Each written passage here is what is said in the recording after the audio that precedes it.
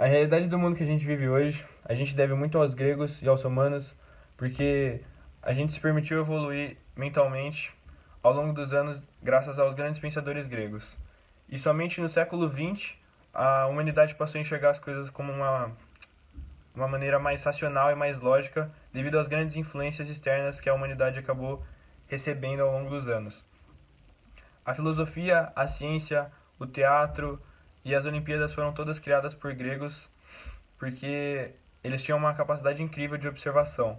E a religião deles era politeísta, ou seja, existiam muitos deuses.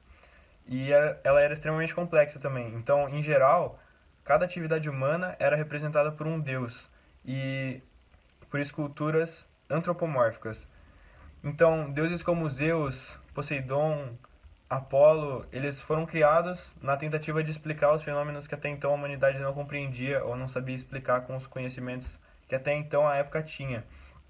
Então, eles usavam esse recurso divino como forma de reduzir a distância entre o que era humano e o que era divino. E a mitologia grega, rica em uma simbologia, em contexto geral ela era usada para explicar e exemplificar a arte, a ciência e todo um contexto filosófico. O surgimento grego ele foi marcado por inúmeros conflitos. E a única coisa que mantinha uma certa paz e uma certa intactez com relação à cultura eram as poesias épicas e as histórias contadas e passadas entre as gerações, porque isso aproximava a semelhança entre eles devido às inúmeras crenças e porque essas poesias elas enalteciam os heróis deles, que eram os deuses, e como existiam várias, a semelhança acabava se aproximando e deixando a cultura assim intacta. A evolução arquitetônica ela tinha como principal objetivo atingir um equilíbrio entre a natureza, as paisagens e a sociedade num todo contexto geral. Ela era dividida naquela época entre três áreas, que eram as públicas, onde tinham os teatros e as ágoras, as áreas privadas, que eram onde tinham as propriedades deles mesmos, as casas, e as áreas sagradas, que eram constituídas pelos templos e pelo todo o contexto de uma mitologia deles e dos deuses eram contidas naquelas áreas. E a arte grega ela pode ser facilmente, tranquilamente estudada através dos templos deles mesmos. A evolução da arte grega se divide em três períodos: o período arcaico, o período clássico e o período helênico. O mais antigo entre eles é o período arcaico. As primeiras pessoas da arte grega eram muito influenciadas por egípcios e por povos do Oriente, como os persas.